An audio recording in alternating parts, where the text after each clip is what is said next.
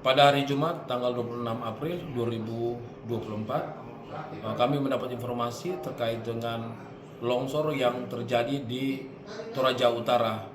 Dan terkait dengan longsor tersebut, ada beberapa korban dan tim SAR kami juga melakukan asesmen ke lokasi tersebut dan berkoordinasi dengan potensi SAR, baik itu dari pemerintah daerah, dari TNI Polri dan masyarakat. Dan perlu diketahui bahwa longsor yang terjadi ini awalnya menutupi bahu jalan atau badan jalan, dan warga merasa aman dan mereka melewati jalur tersebut.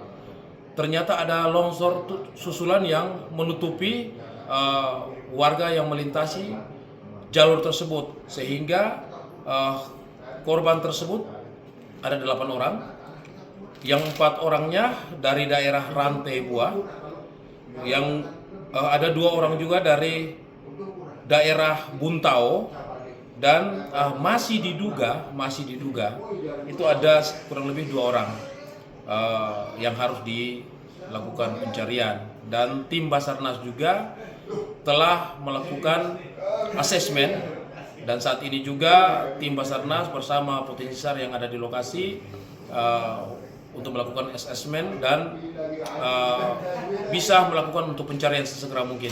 Dan untuk korban yang telah dievakuasi langsung dibawa ke Rumah Sakit Elim Rantepao. Demikian.